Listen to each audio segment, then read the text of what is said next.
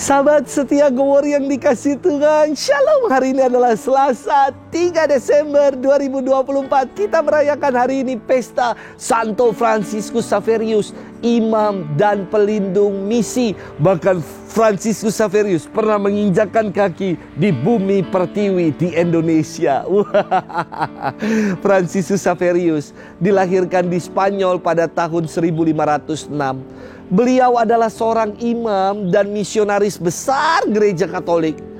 Fransiskus belajar di Universitas Paris dan di sanalah ia bertemu dengan Santo Ignatius de Loyola. Ignatius pernah berkata kepadanya, "Apa gunanya engkau memperoleh seluruh dunia tetapi kehilangan nyawa?"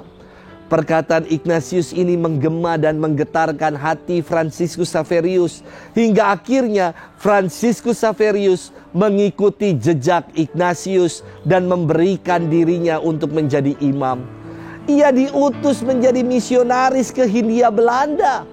Ketika mempersiapkan keberangkatannya, Raja Portugal hendak memberinya hadiah untuk perjalanan misinya. Fransiskus menolak pemberian raja dengan halus dan berkata, cara terbaik bagi seseorang untuk mendapatkan martabat sejati adalah dengan cuci baju dan masak makanannya sendiri. Istimewa, pastor aja dimasakin. Fransiskus Xaverius mempertobatkan banyak orang. Ia membaptis begitu banyak orang sehingga dikatakan ia terlalu lemah untuk mengangkat tangannya sendiri saking banyaknya. Suatu ketika ia berhadapan dengan segerombolan perompak yang garang dan tanpa senjata kecuali salib yang ada padanya.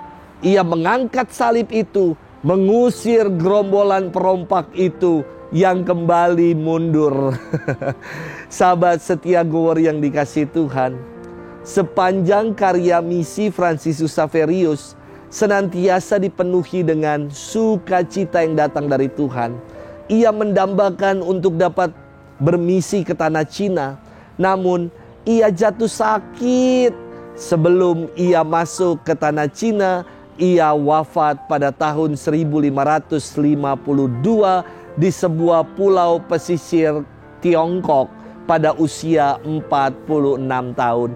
Hari ini kita akan bersama-sama merenungkan firman Tuhan yang diambil dari Injil Markus 16 ayat 15 sampai dengan 20. Mari kita siapkan hati kita. Haleluya, haleluya, haleluya. Pergilah dan jadikanlah semua bangsa muridku.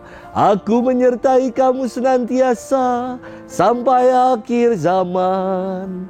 Haleluya, haleluya, haleluya. Tuhan bersamamu dan bersama rohmu. Inilah Injil suci menurut Markus, dimuliakanlah Tuhan. Pada suatu hari, Yesus yang telah bangkit dari antara orang mati menampakkan diri kepada ke-11 murid dan berkata kepada mereka, "Pergilah ke seluruh dunia, beritakanlah Injil kepada segala makhluk.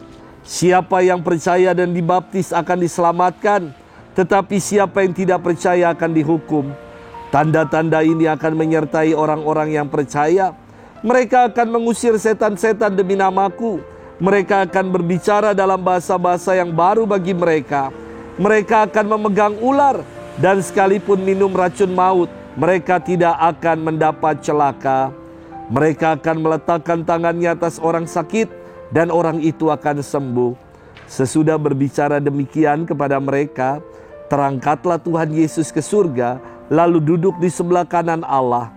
Maka pergilah para murid memberitakan Injil ke segala penjuru, dan Tuhan turut bekerja dan meneguhkan firman itu dengan tanda-tanda yang menyertainya.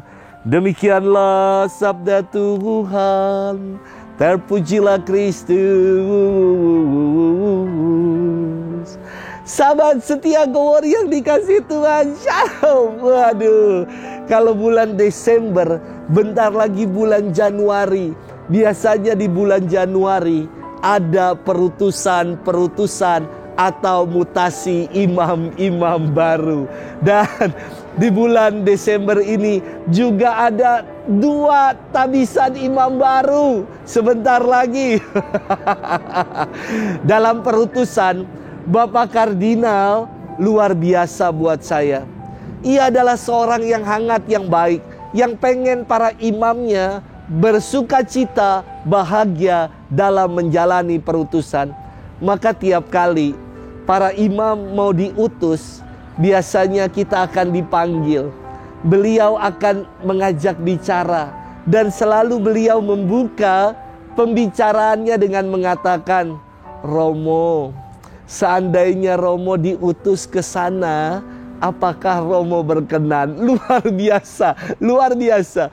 Bukan sekedar menuntut ketaatan pada otoritas, pada pimpinan, tetapi kita ditawarkan, ditanya, apakah bersedia, berkenan untuk diutus ke sana? Istimewa sekali. Sahabat setia Gowori yang dikasihi Tuhan, firman hari ini berkisah tentang amanat agung, yakni perutusan yang diserahkan Yesus kepada para muridnya. Yesus bersabda, pergilah ke seluruh dunia, beritakanlah Injil kepada segala makhluk. Kata Injil dari kata Yunani Evangelion yang berarti kabar gembira atau kabar baik. Perutusan para murid adalah untuk membawa dan menjadi kabar baik dimanapun mereka berada. Untuk menjadi pembawa kabar baik, tentu para pewarta ini harus mengalami dulu yang baik itu. Segala kebaikan Tuhan dialami sehingga mereka bersyukur, dan atas ungkapan syukur itu mereka mewartakan segala kebaikan Tuhan di dalam hidup.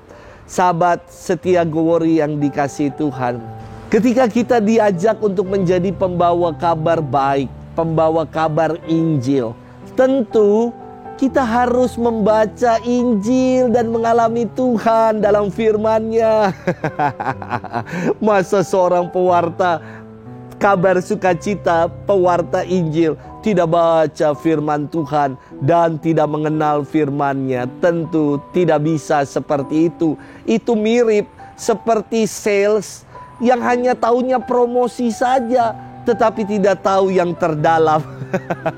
Itu mirip seperti pramusaji yang ketika ditanya yang enak yang mana, dia tunjukkan, tetapi ditanya, emang sudah pernah coba? Belum pernah, hanya kata orang saja.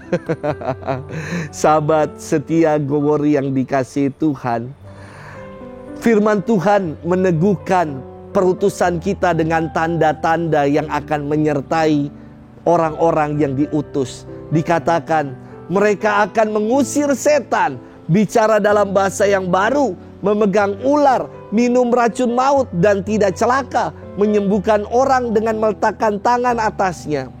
Saya sungguh mengamini tanda-tanda itu sungguh turut bekerja dalam menjalani perutusan ini. Namun perlu diingat, tanda-tanda ini dikatakan akan menyertai, tetapi bukan berarti malah kita mencobai Allah dengan berkata, aku percaya Allah telah mengutus aku, maka aku tidak akan mati seandainya minum sianida. Mati pasti, percaya.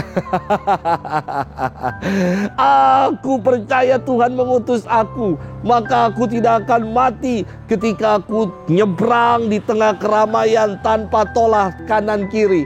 Mati ini juga. Ini karena namanya mencobai, bukan Allah yang mau menyertai kita. Sahabat setia Gowori yang dikasihi Tuhan, kisah perutusan diakhiri dengan pernyataan, Tuhan turut bekerja dan meneguhkan firman itu dengan tanda-tanda yang menyertainya. Jangan lagi ragu dalam mewartakan kabar baik di tengah kehidupan, sebab Tuhan turut bekerja dan menyertai kita. Selamat bermenung, Tuhan memberkati kita selalu. Dalam nama Bapa, Putra, dan Roh Kudus. Amin. Selamat beraktivitas hari ini.